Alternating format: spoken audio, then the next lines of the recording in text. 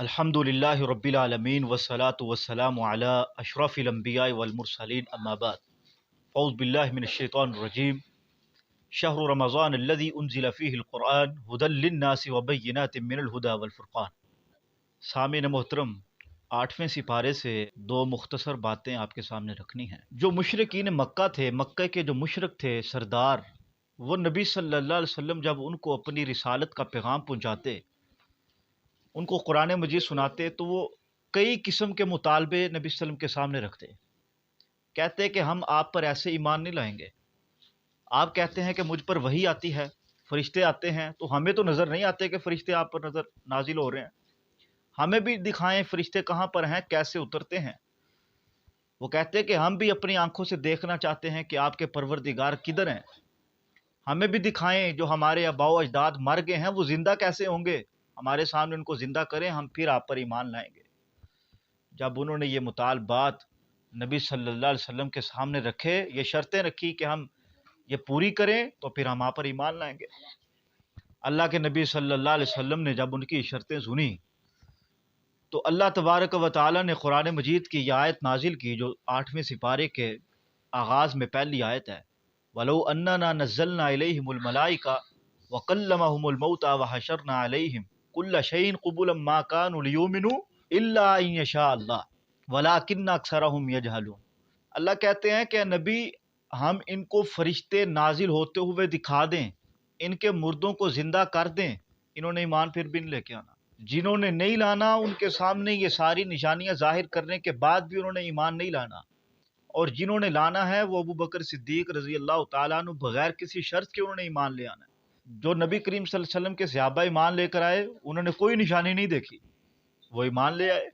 और कई ऐसे भी थे उनके सामने निशानियां जाहिर होती, वो देखते नबी सल्लल्लाहु अलैहि वसल्लम की सदाकत और हक़ानियत और मौजज़ात को, लेकिन वो फिर भी ईमान नहीं लाए। ये बात अल्लाह तबारक व तआला ने इस पारे के आगाज़ में की। और भी इस पारे में बहुत सारी बातें हैं। अल्लाह ने यहूदियों पर वो जो जानवरों की चर्बी हराम की, उसका जिक्र है। फिर जो जानवर परिंदे अल्लाह ने हराम किए, किन का शिकार करना है, उनका जिक्र है। फिर मुसलमानों पर जो अल्लाह तबारक व तआला ने जानवरों को हराम किया, जो चीज़ें हराम की, वो सबसे पहली चीज़ कि मुर्दा जानवर अल्लाह तबारक व तआला ने हराम किए। फिर अल्लाह ने जानवरों का खून जो बह जाता है वो हराम किया, उसका जिक्र है इस सिपारे के अंदर। जो गैरुल्लाह के नाम पर जानवर ज़िबा किया जाता है, जिस पर अल्लाह का नाम नहीं किसी गैर का नाम होता है, वो जानवर अल्लाह तबारक व तआला ने हराम किए, उनका जिक्र है। तो इस तरह इस सिपारे में बहुत सारी बातें हैं। अल्लाह ने गरीबों यतीमों के माल को नाहक तरीके से खाने पर पाबंदी लगाई। गरीबों के साथ, मिस्कीनों के साथ, यतीमों के साथ अल्लाह ने मदद करने की और उनका साथ देने की अल्लाह ने तरगीब दिलाई। मैं आपके सामने जो हमारा सिलसिला चल रहा है दो बातों का, पहली बात जो इसके आगाज़ में मैंने कर दी, काफरों का जो रवैया था, जो उनकी शर्तें थी, और फिर अल्लाह तबारक व तआला का जवाब था, वो मैंने आपके सामने रखा। तो सूरह अनाम के बाद सूरह आराफ है। सूरह आराफ के आगाज़ में अल्लाह तबारक व तआला ने एक बात की, वो आपके सामने रखता हूँ।